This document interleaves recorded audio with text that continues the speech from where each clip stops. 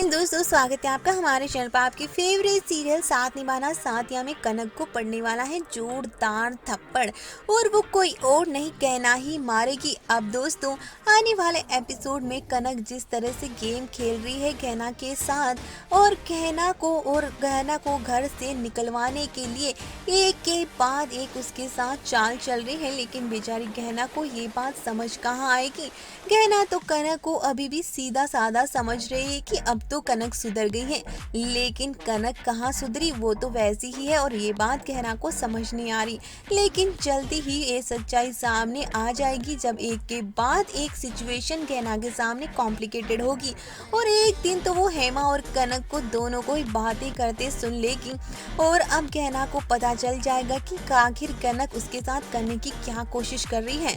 तो भाई एनिवर्सरी के पहले ही सब कुछ ड्रामा देखने को मिलेगा और कनक को बहुत जोरदार थप्पड़ गहना मारेगी जब वो सुन लेगी कि वो दोनों ही हेमा और कनक दोनों मिलकर गहना को और अनंत को दूर करने की कोशिश कर रहे हैं। यहाँ तक कि गहना को तो घर से बाहर निकलवाने का भी पूरा प्लानिंग प्लॉटिंग दोनों की हो रही है।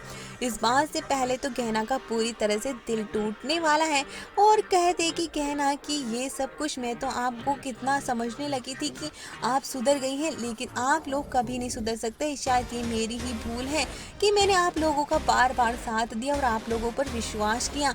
और कनक को जोरदार थप्पड़ मारेगी और कह देगी कि आज के बाद मैं आप लोगों पर कभी यकीन नहीं करूंगी और अब देखना, अगर मैं आप सबकी सारी करतूतें बा को जाकर मैं ही बता देती हूँ कि आप लोग क्या क्या मेरे साथ करती हैं और आज तक जितनी भी चीजें हुई है और आप अभी भी सुधरी नहीं है, तो मैं अब्बा के सामने आपकी पोल खोल दूंगी।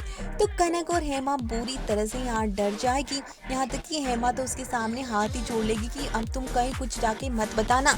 लेकिन अब कहना इन दोनों पर बिल्कुल विश्वास नहीं करने वाली और इनको अच्छा सबक भी सिखाएगी।